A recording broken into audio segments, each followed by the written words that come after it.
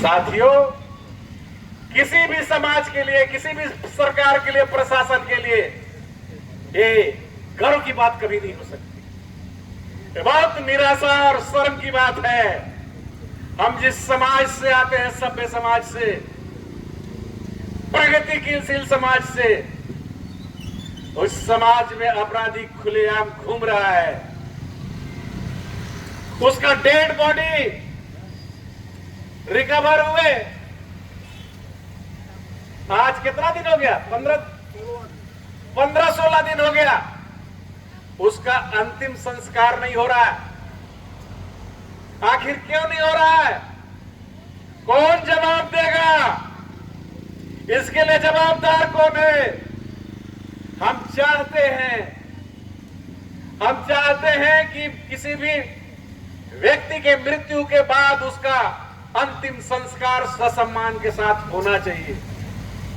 हम चाहते हैं, शासन और प्रशासन से हम बात भी किए, लेकिन मृतक परिवार, उनकी पत्नी, उनके बच्चे, उनका रिश्तेदार, ग्रामवासी, आदिवासी समाज अड़ा हुआ है। केवल 3 महीना रोज जिए हैं और रोज मरे हैं। जिसके आदमी को, जिसके बच्चे को, जिसके लड़के को घर से उठा करके अपराधी ले जाए और वो इतना बेहोश और लाचार कि उसको खोज ना पाए, पुलिस मदद ना करे, तो इससे दिक्कत की बात और परेशानी की बात क्या हो सकती है? इससे बड़ा कोई समस्या, इससे बड़ा कोई दिक्कत परेशानी नहीं हो सकता। इतने दिन में तो रोज जिए हैं, रोज मरे हैं। अब तो आंसू भी सूख गया है रोते रोते। अरे हृदय भी पत्थर सा हो गया है। लेकिन मैं उन जिम्मेदार अधिकारियों से पूछना चाहता हूं, मैं उन जिम्मेदार राजनेताओं से पूछना चाहता हूं, सरकार में बैठे हुए लोगों से पूछना चाहता हूं, आखिर इसका परिणाम कब आएगा? कब उस शोक उस मृत आत्मा को शांति कब मिलेगी?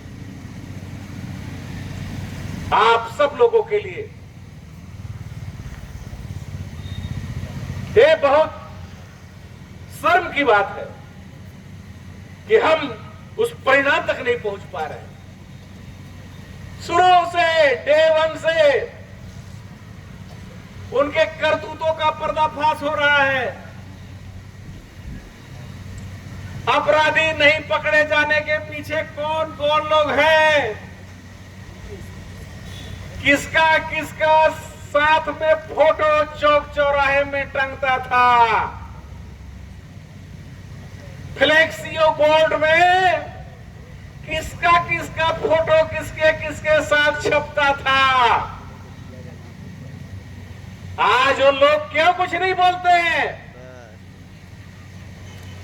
आज वो लोग जवाब क्यों नहीं देते हैं? उनके खाता से जो पैसा निकला वो अपना असर दिखा रहा है। पता नहीं कितना दिन तक प्रभावित करेगा।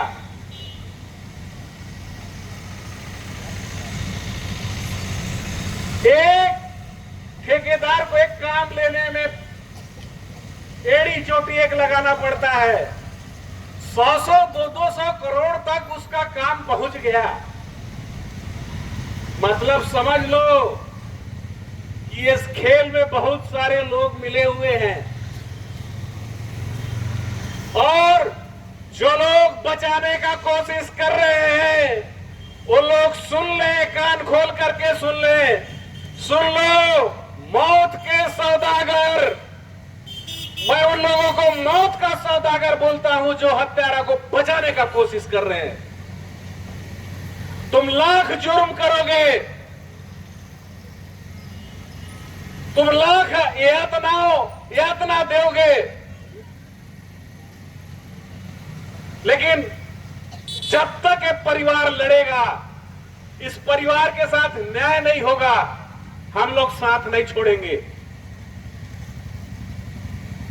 पहले भी एक हृदय विदारक घटना हुआ था केरजू कुनमेरा में के सरपंच जगन राम का हत्या कर दिया गया था। उस समय भी ठेकेदार ने मार करके डामर प्लांट में भूंज दिया था। हम लोग उस समय भी लड़े थे और आज संदीप लकड़ा का हत्या भी उसी तर्ज पे हुआ था। आज भी हम लड़ेंगे और जब तक गिरफ्तार नहीं होगा तब तक हम लोग लड़ेंगे।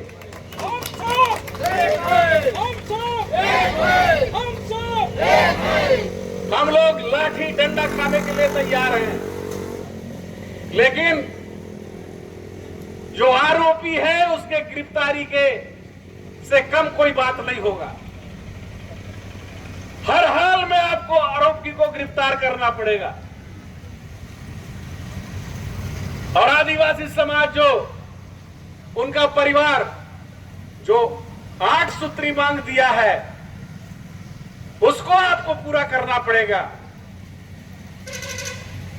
बहुत सुनता हूं कि मीटिंग का दौर चल रहा है। आप लोग क्या क्या मीटिंग करते हैं, प्रशासन वाले हमारे आधे नेता लोग सब बीमार पड़ गए। मीटिंग में क्या क्या खिलाते पिलाते हो आप लोग, इसका भी जांच होना चाहिए। जो मीटिंग करने जाता है वो बीमार पड़ जाता है। इसका मतलब यह है कि मीटिंग करने के बहाने बुलाते हैं और क्या क्या खिला पिलाते तो हमारे लोग सब बीमार पड़ जाते हैं। ऐसा मीटिंग हमको नहीं चाहिए। अब जो बात होगा ऑन द स्पॉट होगा, इसी जगह पे होगा। और जो करना है शासन को प्रशासन को यहीं पर आपको लिखित में जवाब देना होगा कि आप शासन के तरफ से प्रशासन के तरफ से किस बात में सहमति बनी है। हवाई बात नहीं होगा। अरे आप लोग अधिकारी कर्मचारी हैं, बोल के और कल ट्रांसफर हो जाएगा। मृतक परिवार बेचारे लोग कहां खोजने जाएंगे? अपना रिपोर्ट लिखवाने में तो इतना दिन लग गया उनको। इसलिए जो बात होगा वो ठोस होगा। और सरगुजिया में कहते हैं कि बात करे का रोटी खाए तोड़ के और बात करे फोड़ के। कई जगह का जो बात हुई सफा सफा, लफा सूटी नहीं जाना नंबर। कई देर मतलब कई देर हो। और जब तक न्याय नहीं हुई तब तक बात हर नहीं बने। ठीक कहा तो कि नहीं कहा तो बने बाल देना।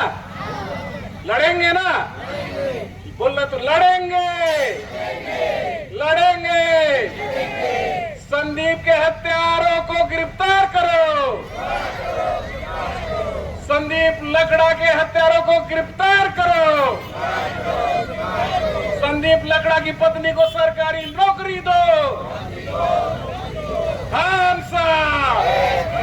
आदिवासी एकता, हमसे जो टकराएगा लड़ेंगे लड़ेंगे।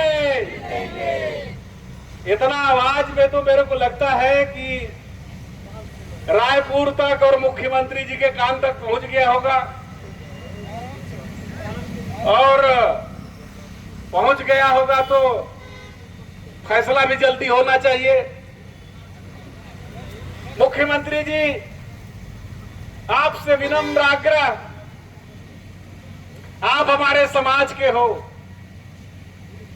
आपसे आशा भी है। मैं फिर वही लाइन दोहराता हूं कि कल तक तो आप बहुत अच्छे इंसान थे। आप मृदुभाषी, सरल हृदय, लेकिन उस कुर्सी में बैठने के बाद क्या हो गया? क्या आपको अपनों तक पहुंचने में इतना टाइम लग रहा है? कौन सा ताकत है जो अपने आदिवासी भाइयों से, आदिवासी परिवार से, दुखी परिवार से मिलने से रोक रहा है? कौन सा ताकत है जो आप वहां से मदद करना चाहते हैं और यहां तक मदद नहीं मिल पा रहा है? आप न्याय करना चाहते हैं, आपका न्याय दुखी परिवार तक नहीं पहुंच पा रहा है। कौन सा ताकत है? आपको हम लोग ताकत देते हैं कि आप जैसे होनहार और कर्तव्यनिष्ठ व्यक्ति, मृदुभाषी, इस प्रकार से चुप रहेगा वो अच्छा नहीं है। हनुमान जी को भी उसका ताकत याद दिलाना पड़ता था, और हनुमान जी को जब याद दिलाए तो पूरा लंका दहन करके विजय फतह किया था। आज हम लोग आपको फिर, आप कोई साधारण इंसान नहीं है, छत्तीसगढ़ के मुखिया हैं शासन के। जिधर ताक दोगे उधर हलचल मच जाएगा। अधिकारी आपकी बात क्यों नहीं सुन रहे हैं? जो जो इसमें गड़बड़ कर रहे हैं उनके ऊपर भी आप सख्त कार्रवाई करिए। और इस कार्यक्रम में जितने लोग भी आए हैं, सब लोगों से आग्रह है कि जब तक संदीप की पत्नी, उनके परिवार को न्याय नहीं मिलता, सब लोग उनके साथ खड़ा रहे। इसी आग्रह के साथ और इसी निवेदन के साथ सबको साधुवाद देते हुए मैं अपनी वाणी को विराम देता हूं। धन्यवाद। जय हिंद, जय भारत, जय छत्तीसगढ़। संदीप लकड़ा अमर रहे। संदीप लकड़ा अमर रहे। धन्यवाद।